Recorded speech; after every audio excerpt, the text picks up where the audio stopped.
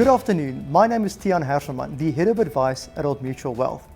We saw quite an uneventful budget speech today, which for most of us is a good thing, especially after the COVID-19 pandemic.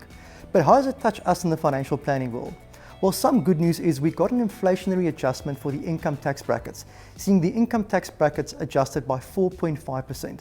So if you're an investor below the age of 65, earning 50,000 Rand a month, it means you get a roughly 38,300 Rand after tax in your pocket. But let's look at more the investment side of the budget speech. What about our interest exemption? The interest exemption has remained unchanged since 2012. So you still get 23,800 Rand if you're below the age of 65 and 34,500 above the age of 65. Let's talk dividends withholding tax. It still remains at 20% for local dividends and 20% for offshore dividends where you own less than 10% share in the company. What about capital gains tax? Yet again, unchanged, 40% for individuals and special trusts and 80% for other trusts.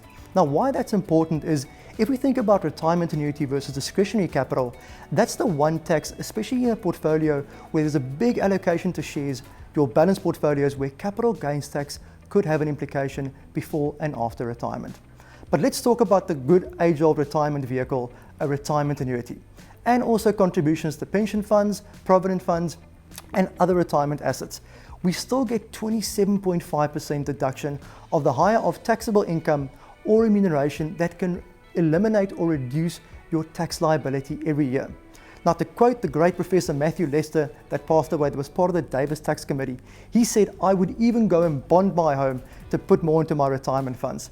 But I think important to note, when considering retirement annuity versus unit trust, we are always weighing up the tax efficiency pre-retirement, whereby I can limit my tax liability with the additional retirement fund contributions, versus the tax burden in retirement, where every R1 drawn as an income is fully taxed. And getting this mix right between the two is of utmost importance. Let's talk about Regulation 28 in keeping with the retirement theme. If you look at the entire full budget speech document, which is 200 pages long, you would have seen that somewhere there along page 160 is mention of harmonization of retirement funds. And what that means is it directly impacts Regulation 28 and the amount of money that we can invest offshore.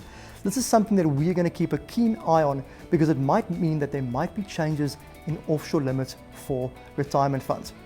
So for all of us in the financial services industry, it was quite an uneventful budget speech, and that's a good thing for most of us and our clients, especially coming out of the last 12 to 24 months of this COVID-19 pandemic.